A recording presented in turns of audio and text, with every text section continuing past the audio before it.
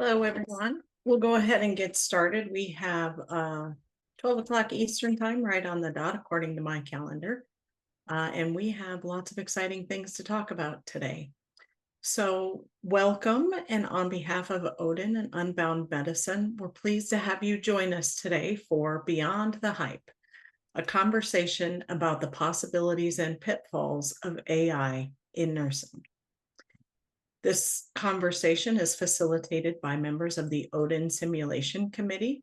The Odin Simulation Committee consists of nursing education simulationists who review virtual simulation products for their alignment with the healthcare simulation standards of best practice. The reviews are offered at no cost via an online database hosted by our partners at Unbound Medicine. And now I'll hand it off to one of our committee members, Teresa Cooney, to begin our introductions of the panelists.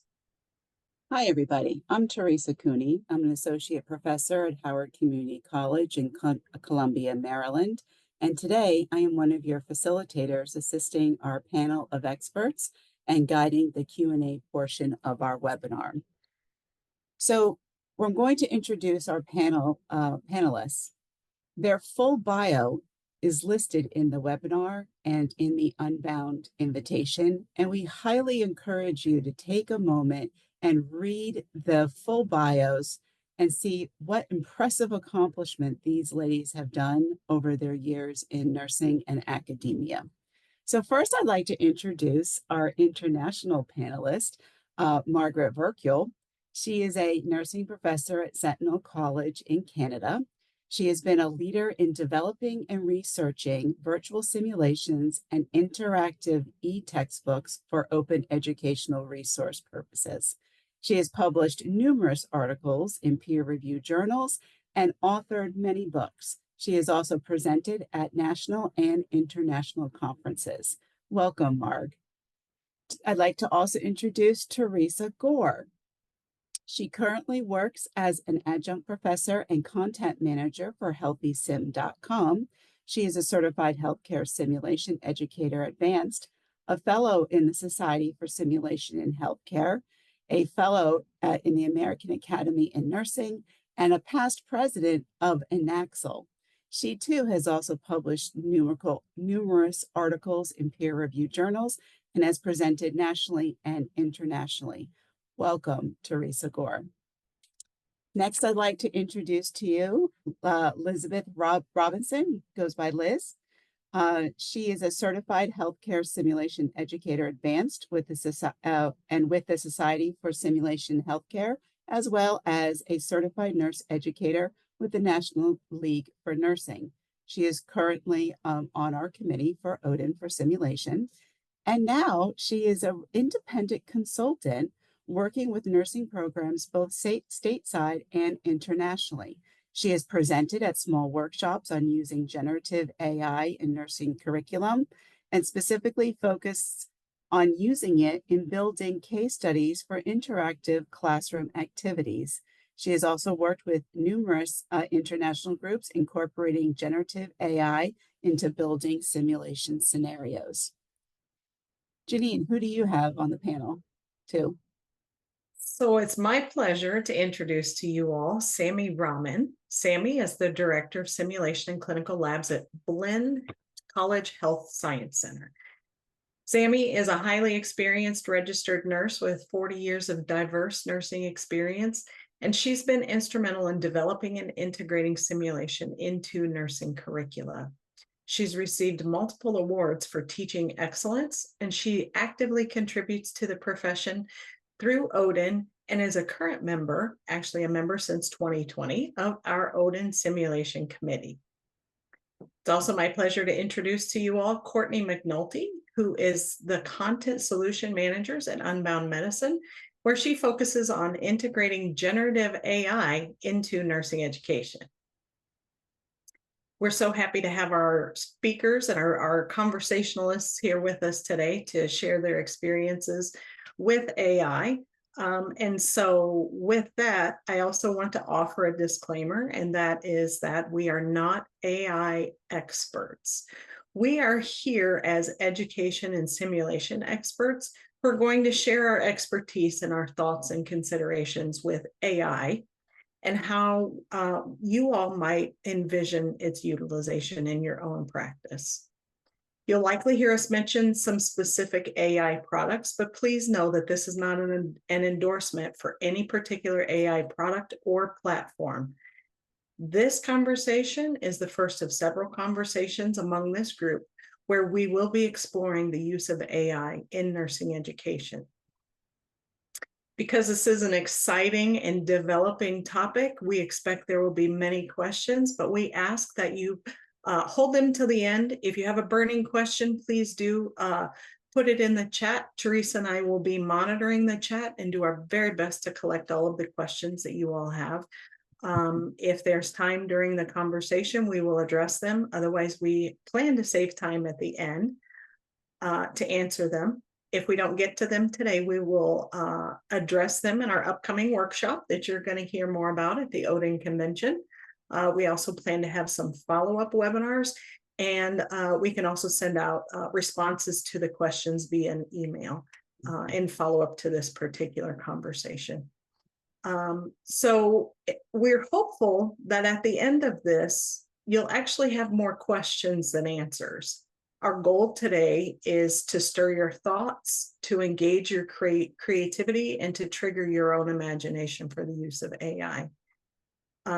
And so with that, I'm going to hand it over to Teresa to get us started with the conversation. All right. So let's start the first 10 minutes of this conversation by having our panel discuss various forms of AI currently available and the potential impact on nursing education based on their experience. So let's start the conversation off with you, Liz.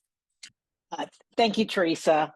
Yeah, this is a great discussion in terms of using generative AI in nursing education, just generally how it's being used. I remember starting to look in the literature around 2020 on articles regarding artificial intelligence, not just specifically on generative AI.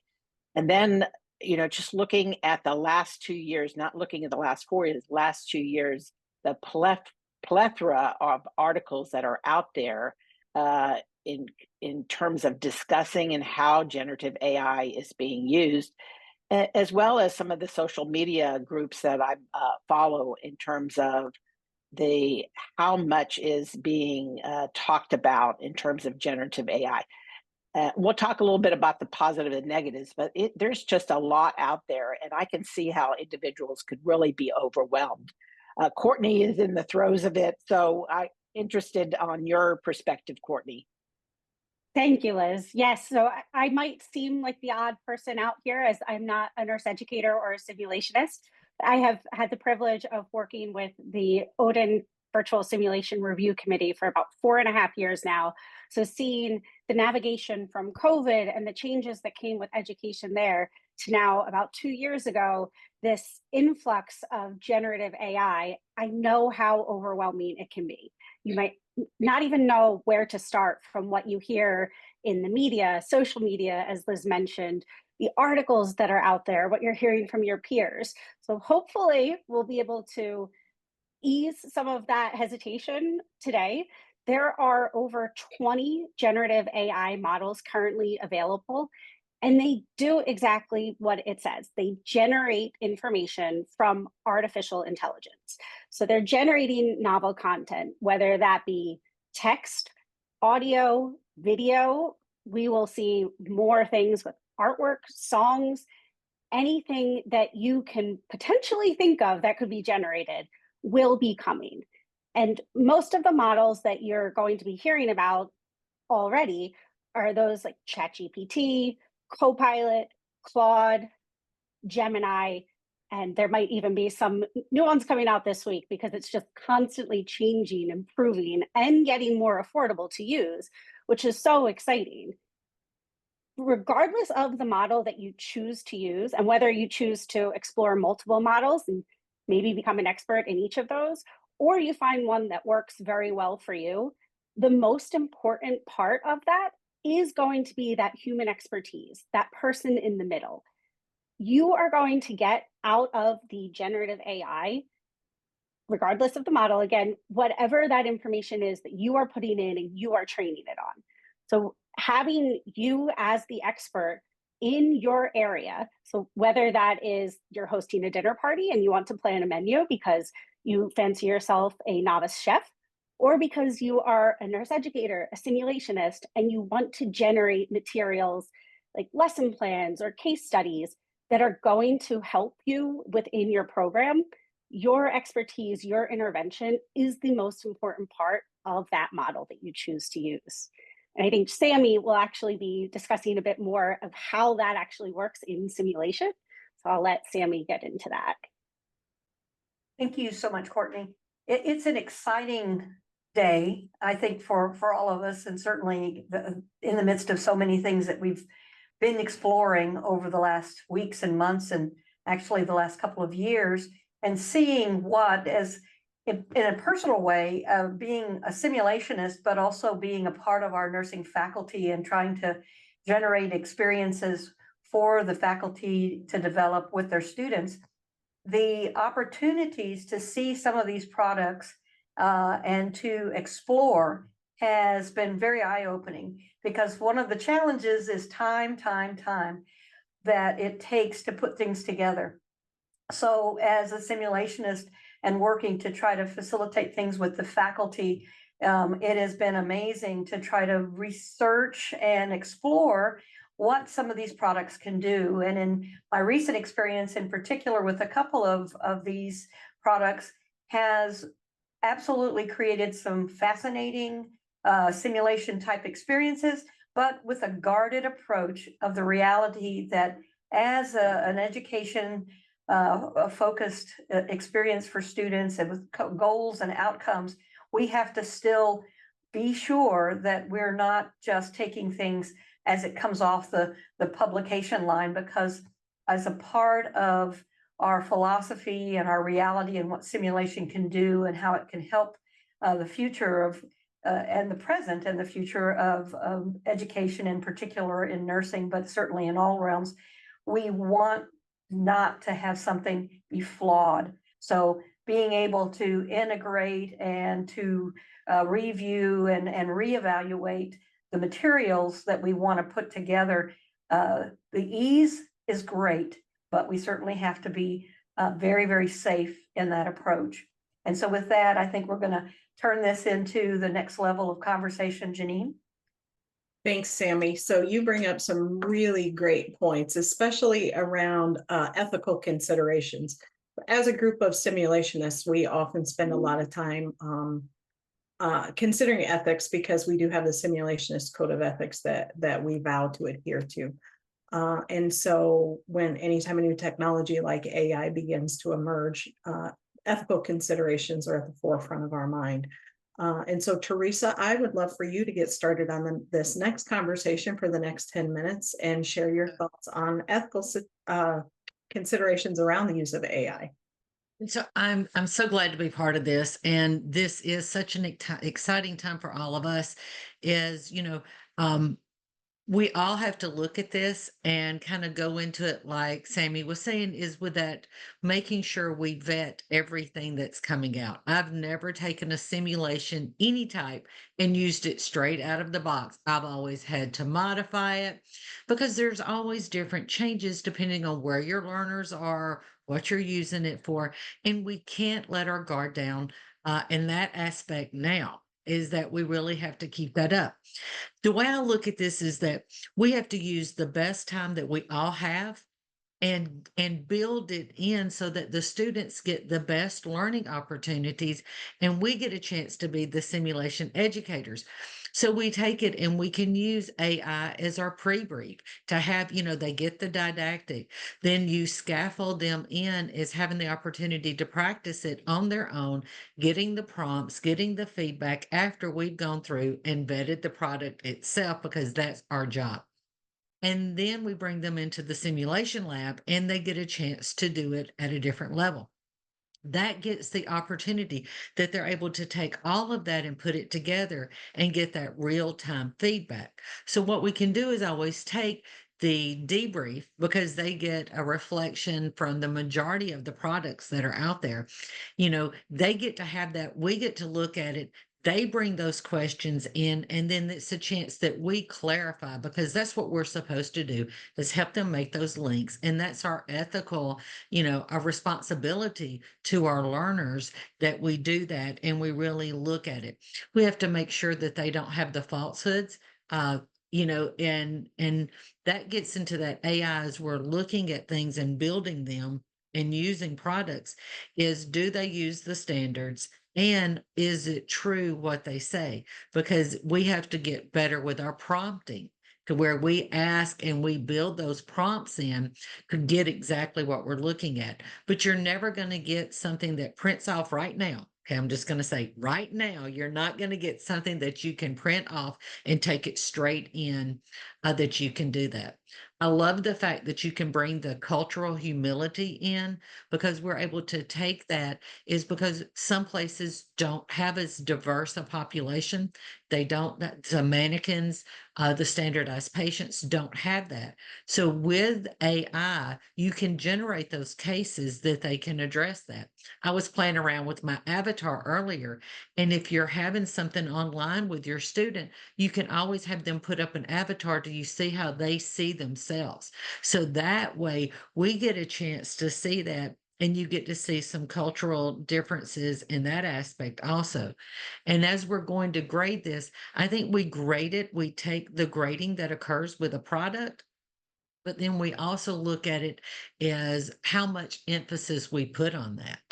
Is because there's always going to be things that may not be understood because of my accent. As you can tell, I am not from Florida, I'm from Alabama, but I have that accent, and some of the words are not translated appropriately.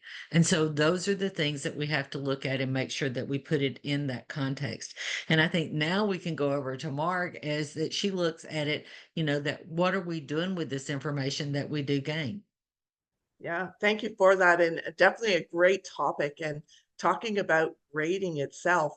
And I guess the challenge we have when we think of grading something, initially we were like, oh, was this produced by AI or not? Because we really didn't have it in the guidelines that you couldn't use AI, right? And now we're starting to give clear guidelines to students and say, you know what? If you're using AI, you can use it for this and not for this, or so forth. So we have to be better with our guidance to students. Before we guessed, and sometimes we guessed correctly, it was AI generated, sometimes we didn't.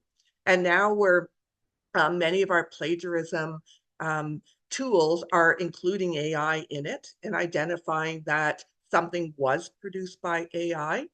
This all takes another step in our evaluation, especially if it's a typed document, right? A scholarly paper. And it takes us longer because we don't just now look at plagiarism, we look at AI too as part of that.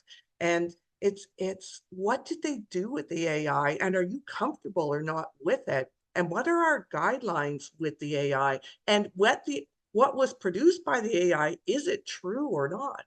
Because it's only as good as the information it has, AI. And many of our free models are 3 years behind or more in the data that it has.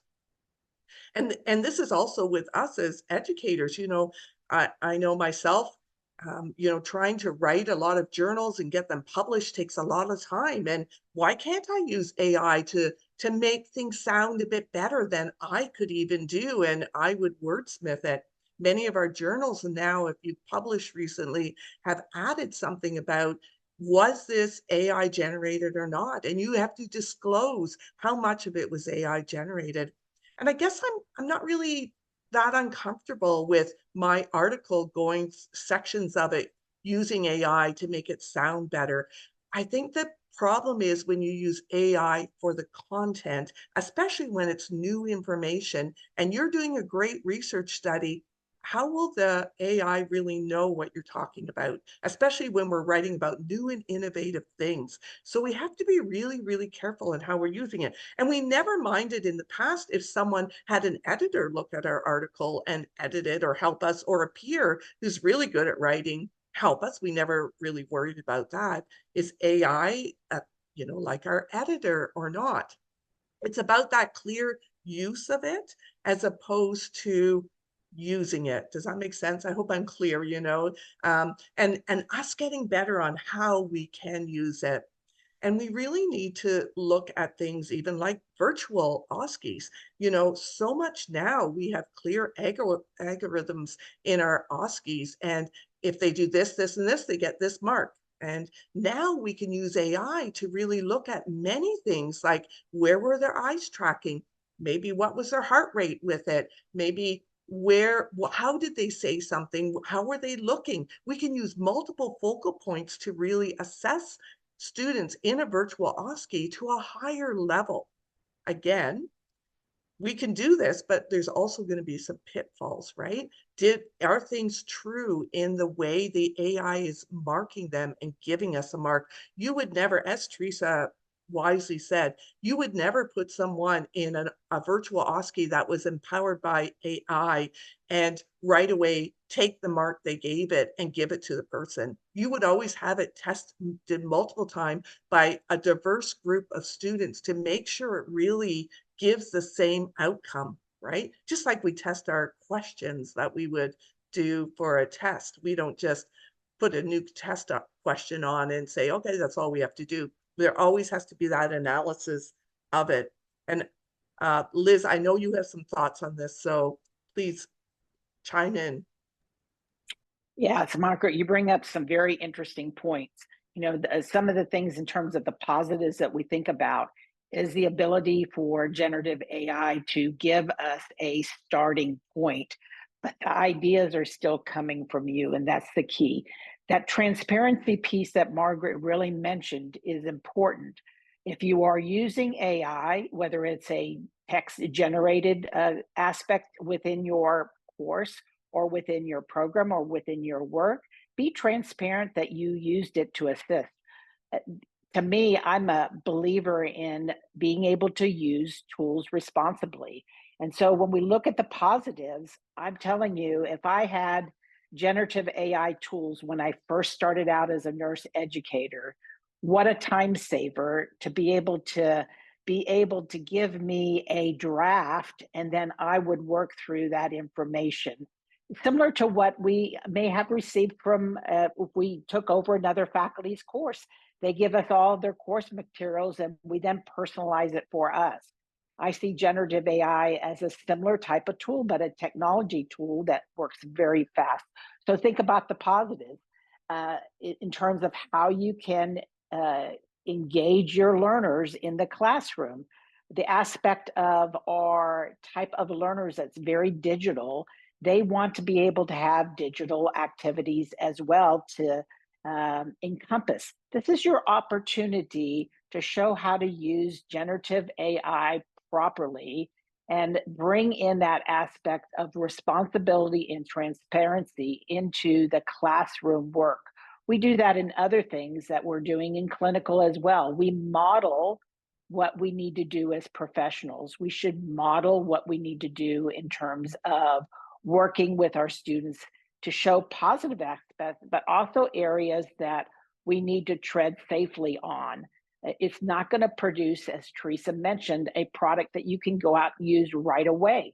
We know that. We know that there's maybe some errors. So it really does depend on that subject matter expert to look at that information. Teresa, you may have some more ideas on that as well in terms of how it can be used within academia as well as within other clinical settings.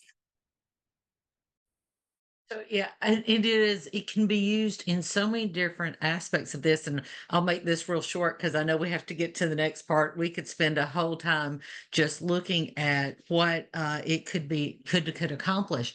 You know, is that you can use this, and what we're seeing is that there's one product out for doing CPR and doing that in hospital systems, and the amount of money they've saved by having it AI generated, and they have the competencies, they have them marked, and it keeps people current in their practice, and then they only have to come in to the skills lab and do the actual hands-on part, but it keeps them so much, and this gets it the same as with education. So it can cross, and they're doing it with the military now. And, it just keeps growing that we can look at it and meet the needs, but we have to do our work in it too. So I think this goes to the other Teresa Yeah. now as we go to our next part. So thanks, Teresa. That we really learned a lot today. I like how we talk about even in other professions too, right? So let's go ahead and shift some gears here. And I'd like to ask Courtney, what would you consider to be best practice for using AI for nursing educators to supplement their work? Thank you, Teresa. I think the previous group with the ethical considerations already listed out a plethora of information that are best practices, such as transparency, making sure that you are using generative AI responsibly and safely. You're evaluating the output and information. And I know we will get into the actual evaluation piece a little bit down the line. One of the things for either an individual nurse educator or as you're working on policies for your entire nurse education staff is what Teresa Gore mentioned with that prompt expertise. So making sure that you really have your prompting down to know how you are going to use it the best for yourself. There are different prompt models out there that you can use to start off and practice. One that we like to use at Unbound often is to put yourself in your persona, identify your goal, deconstruct the problem, and then list out the steps that you want to achieve that goal. And again, not being a nurse educator myself, this goes into any time that you are using generative AI for information, because then you have that structure and you can go through your output and look at it and say, okay, was my persona identified? Was my goal identified? And those practices help you to then get into the transparency with your students to help them understand how they can most effectively use generative AI as a tool rather than something that's going to do their work for them. I always like to compare it to when I was in school and we had Cliff Notes, and you could read the Cliff Notes, but you're not going to pass an essay exam that way because you still do not know the information. So having this structure and being confident in your prompting will then help you with your expertise be able to know what is coming out and what you can use, what you need to shift, and that you cannot rely on that output alone. That you really do need to have that middle person that we go back to having the nurse educator as the expert and then the students that are learning so that they can identify what they don't know and know what they don't know. And I think those are some best practices that go back to that ethical consideration as well. And I think they will also transition nicely into when you are evaluating that output in a nursing lens, which Margaret can certainly speak to better than I could. Yeah, and totally when we look at output from AI, we always have to remember it doesn't have a nursing lens. Maybe there will be an AI that's nursing focused. Who knows what's going to happen? They might have it today because so much is changing so quickly. But as far as I'm aware, there's none just for nursing. And this is the challenge because when you see it from a certain perspective, they're seeing it from a world perspective. And we all see things from a nursing perspective, or at least in education, were to be. And this can lead to some very practical problems, such as the confusion of terminology. They don't understand what you're saying because of how you're saying things, because you're coming from a nursing lens. And as a result, sometimes the output can be totally wrong. And that's the problem when we use it for evaluation, is that if there's a confusion with terminology, the student might have done the right thing and the AI didn't recognize it. And so did something differently, right? And was evaluated differently. The other challenge, of course, and it was touched on briefly by Teresa about the dialects and accents. And AI has a challenge with that also. You might think I have an accent. I don't think I do. I think nobody thinks they do. But when you look at this AI, they have to deal with all of our accents and our dialects. And so how do they understand what's being said or what they're being asked to do? And this can be the challenge with it.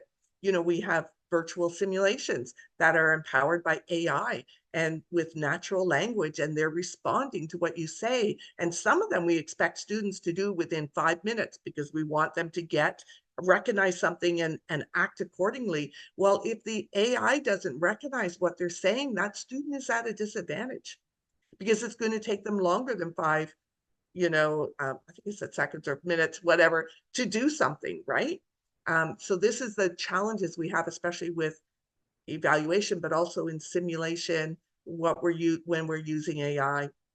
And so we have to remember that where are the results we're getting, it's the data that the AI has. And often we don't even know how much data or what data that AI has, right? Until it gets spit out and we start to realize something. And this is the challenge we have with using it in our education and the need for tests. What we do know is that like natural language AI gets better as you use it more with the dialects and the accents, but this takes time and this adds more time to your preparation for using it.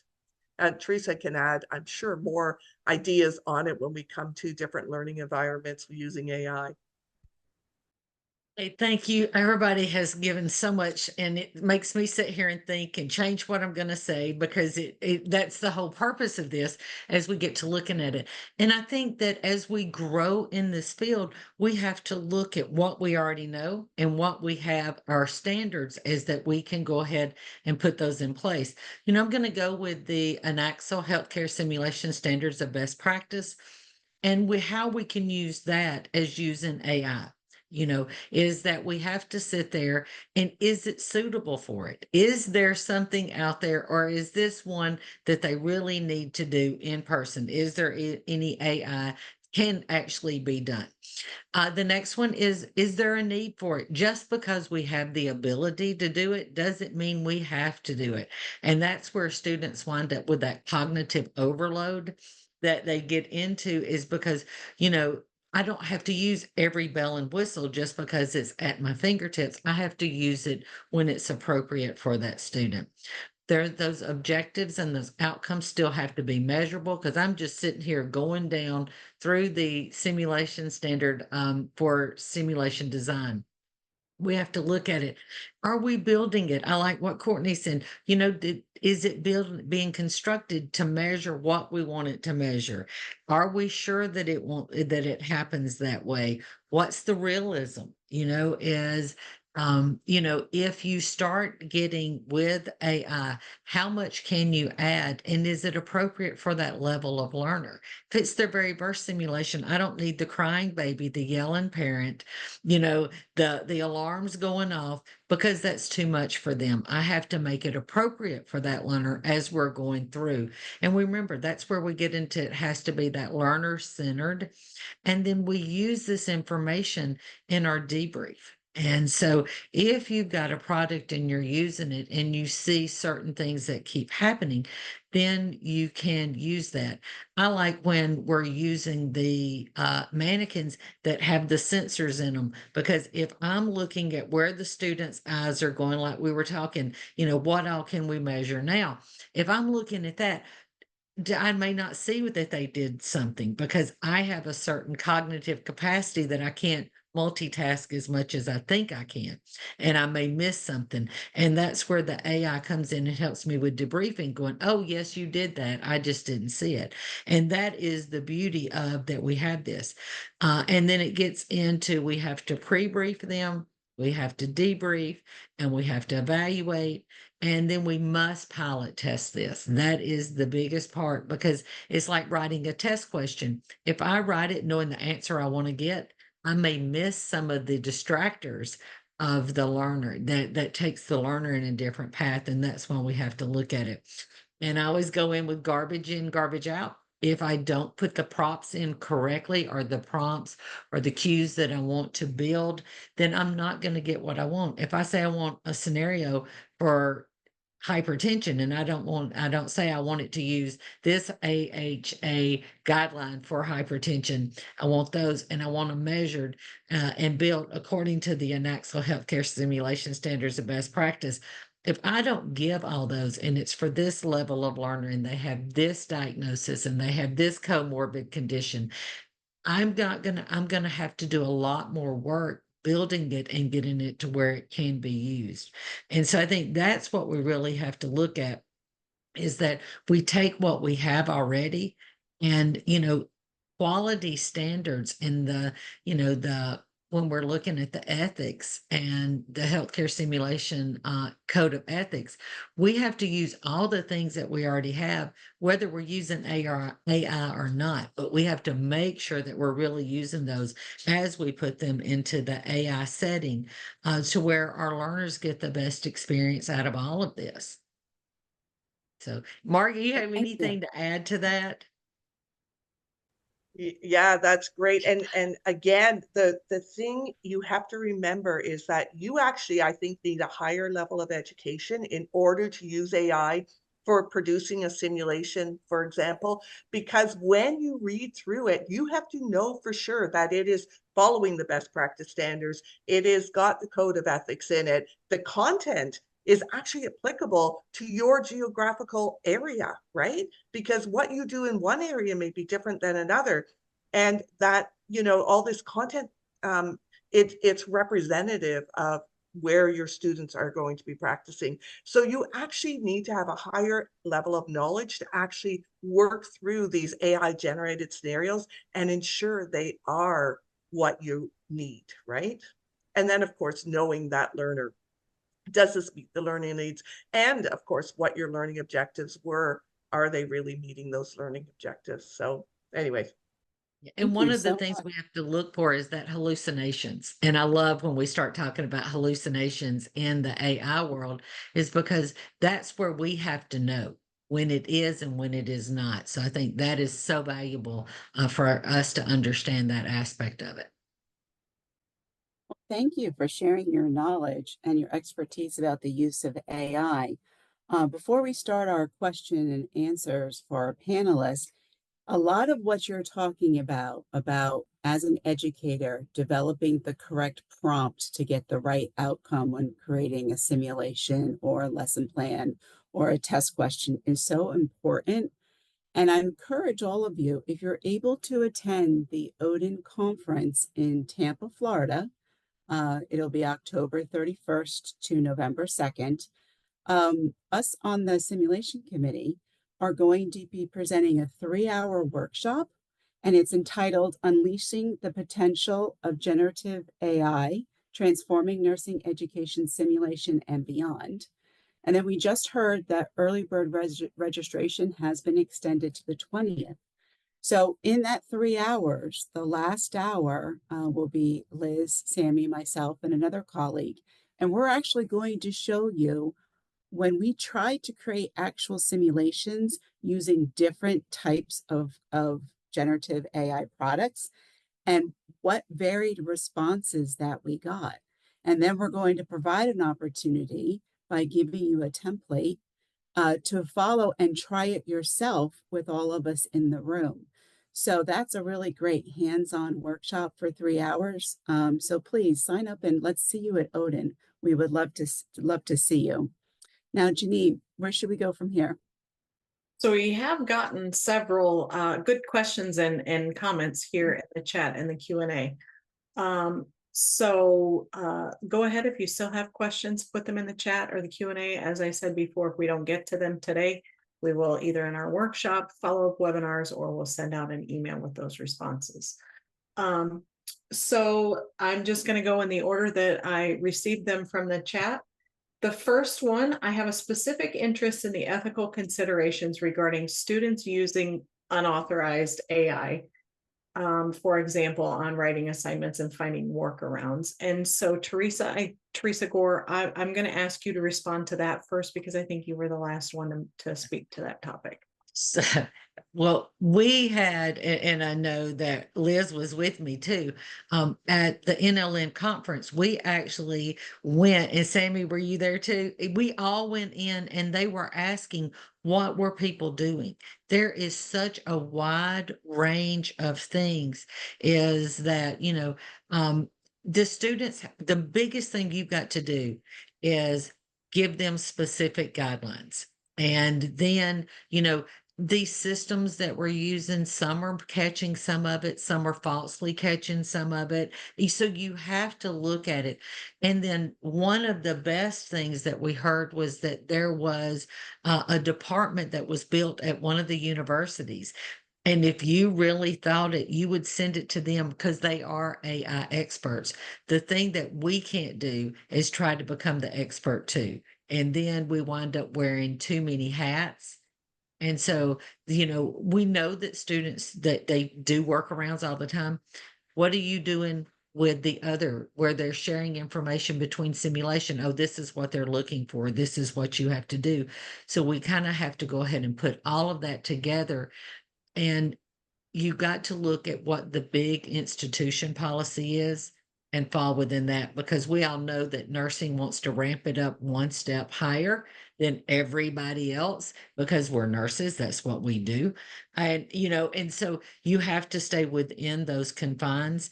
And then you've got to have them doing disclosures. Just as we have to do disclosures, we have to have them doing disclosures too. And it gets down to, some people think Grammarly is too much AI. And I'm like, no, have you read their writings? And so, I want as much help on that as we can, because they do learn from that process.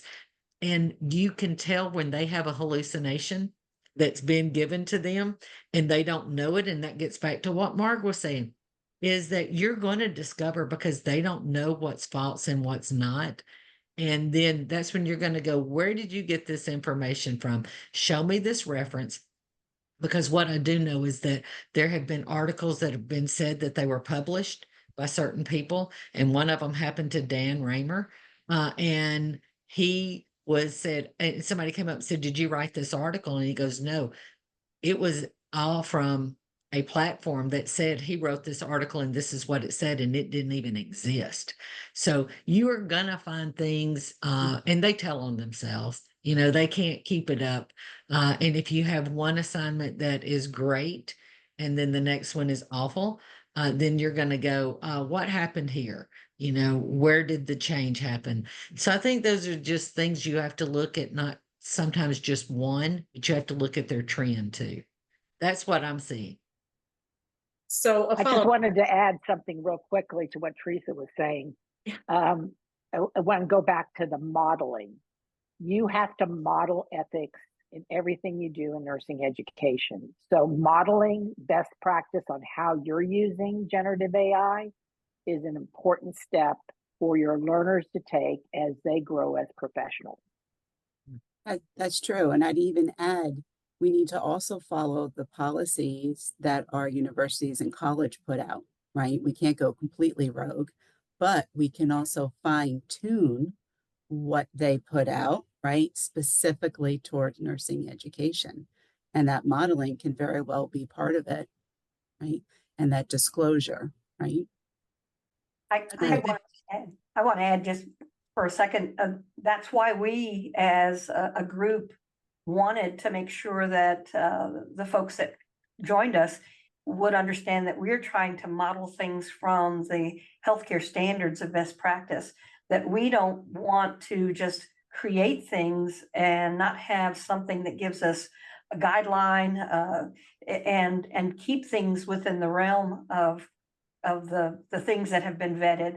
And I know that that's the hardest part and the biggest concern for your students and your ability to trust them. But we also, on the other side, and I just want to be mindful of this and not forget to say it, we can't be afraid of something that is so new that we still don't truly understand it. We have to get involved and be a part of the solution so that our students can understand, as we've alluded to, the ethical considerations and the reason We give them rubrics all the time. Those are design templates of this is how it's going to be graded. We can model that for them. And I think that's an important process. So several of the other questions that we received were related to students' unauthorized use of AI, including policies and procedures. So we've covered a good bit of those questions, but one specifically that I thought was interesting that I would love to hear you all discuss is,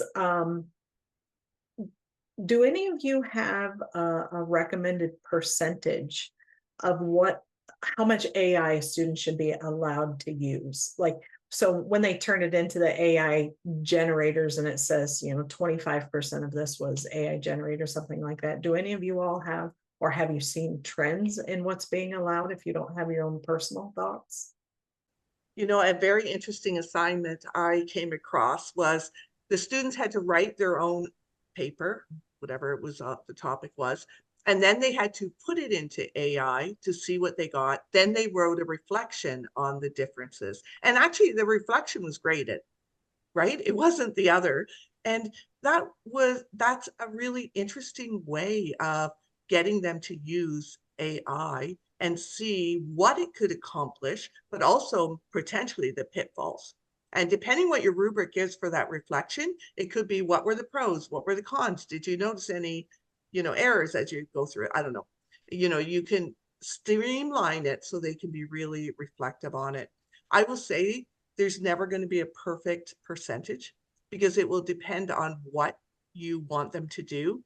And often it's hard because if you've ever used a generative AI, you're forever adapting it and then you take it and you still make adaptations. So it's not pure AI, that whole paragraph. It's interspersed with things you have said or changed or whatever. At least that's the way I've used it. And so, yeah, I don't know that there'll ever be this perfect AI. It will depend on your learning objectives, right? You ever hear that before? Depending on your learning objectives for the assignment, what the expectation was and why you're giving it to them. And I think that when we bring something up, I like to bring it up to students and say, let's build something. And I start building it, and they get the opportunity to see where things are right, where they're wrong. And then I tell them, okay, we've got this right here. Now correct it. So, like you said, Mark, they have to have a higher level of understanding of it to tell what is right and what is wrong. Because remember, when they first come in straight into, and you have them watch a video and they see one thing done wrong in the video that we tell them to do is something different, they fixate on that. The same thing with AI, so I think that we can really use it to our benefit. We can't rely on it, but we teach them and we show them by role modeling, which we keep saying, and I kind of always have that anything above kind of the 30% is just I have to go in and look. And is it because it's words that are just so common that it's always going to be 30%? And so you kind of have to look, and which makes us as educators have to have a wider knowledge of what's out there in the literature too.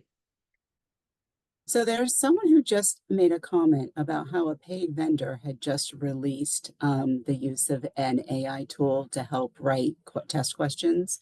And we've also seen other paid vendors that have tied AI directly to their published textbooks or their other products that they have. And they kind of keep it in a contained AI universe or whatever term you want to use. I'm wondering, what are your thoughts about having students use something like that versus choosing a Chat GPT or a Gemini? Before you all answer, I just want to throw this out there that almost that exact question was just put in the chat. Teresa, Oh, right. Yeah. As I was about saying, about right. allowing students to use AI to write care plans or concept maps. So go ahead, Liz. I saw you come on. Yeah, I have some experience with that, with just a thought process of using a publisher's AI tool and the confined information within that space. And I think as an educator, that makes you feel a little bit more reliable on the information that's outputted, because you know it's within that LMS of that publisher. The aspect of that is it's still introducing students to an aspect of learning that if the publisher is doing it what I call smartly, they're building their chatbot, so to speak, because it's usually a chatbot that generates further questions. They're not giving them the answers, but they're generating information based on what they provide in there, and kind of that Socratic way of questioning. And I love that, where you have built in some sort of activity within a published text, because we know our learners do not like to read. But if they can engage in something within a virtual textbook platform or a textbook product, that just enhances their learning process. And we know our learners are not all at the same pace. And I think that flexibility that it provides to learners in that space really helps learners that may need more information, may need more time, may need more ways to engage in the content. So I'm a big fan of publishers that have taken the opportunity to integrate AI within their product. And I would want just speak very quickly about the fact that some of the universities and colleges around the country are developing their own AI within that college community, that university setting, and they're bringing in some specialists so that the students will have access to things that are already in the library, in professional journals and things like that. So it's a process.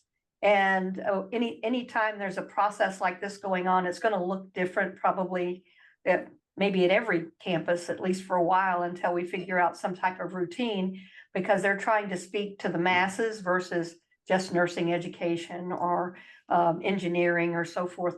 So the idea of having tools that are generated from these products that are, especially in our nursing education world, that utilizes their textbooks, utilizes their journals, because many of them actually publish, journal articles and research and things like that. I think the improvement and that level of confidence and maybe trust in some of these tools are really on the horizon for all of us. I just want to touch on a bit about the faculty using AI to create questions, test questions. I've been on lots of meetings and we've tried to create really good test questions. It takes a lot of time to create a good test question. So a bit of help, go for it. Can they do it all for you? No, but definitely to use it to save time as faculty, I'm all for it. So that's actually, Mark, a great segue into the next series of questions that I wanted to address from our audience here. So several of the questions are asking for specific platforms that we use, for example, to generate simulation scenarios and or to vet student papers for AI. And so I just wanted to let everybody know that as a committee, we decided not to endorse or recommend any specific products. So we're not going to name any particular brands other than we've mentioned ChatGPT, which I think is the most popular, well-known platform that's out there. But other than that, we're not going to name any specific products. So with that said, I'm going to focus on Courtney and Liz with a question and then a follow-up question. So the first question is there a prompt model that you recommend for creating a case study? And then here's the next one. Thoughts on AI being used so much that it starts to generate the same content and you can tell it from student to student. So Liz, I'll let you talk about the prompt model. And then Courtney, I think you're our best candidate to talk to us a little bit about the expansion of AI knowledge. Yeah, at the workshop, we're going to go back to the workshop. I've provided a kind of a prompt template to use to help develop prompting. I pulled that really from an article, so I don't have the name of the author right off my memory, but we can share that if we have any follow-up information. But the thing is with prompting is the more specific you can be with what you want when you're prompting, the better you're going to get your output. Another thing too, some of the generative AI tools allow you to upload information that helps with the discussion. So if you are creating a case scenario and you know there's evidence-based practice for management of that particular disease, let's say, and you have that as an attachment that you can upload when you're prompting, you'll see a much more robust output focused on that evidence-based practice. And I think that's not all the generative AI tools allow you to paperclip something and to add it to the information that's inputted into the discussion, but there's many out there that allow that. And I think if you have that opportunity, it allows you then to direct and to make the model smarter because you're giving it, you're feeding it information. And that's how those models work. So I'm a big fan of trying to use templates as you're starting out and using things.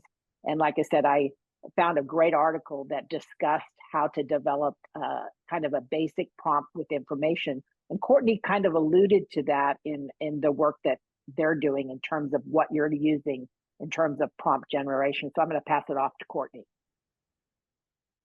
Thank you, Liz. That does transition very well because I think what you're using for your prompting and the information you're including is also going to affect that output. And if you're seeing the same information. So if you have a group of students that's working on a prompt together, they very well could have a very similar output.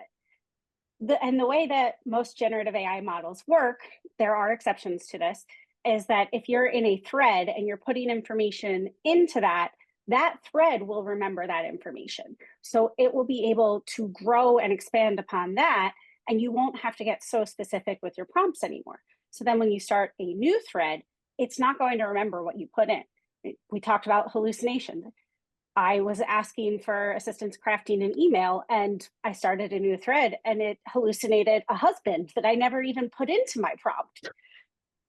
That was just information that was made up. So it was not remembering anything from any of my other threads.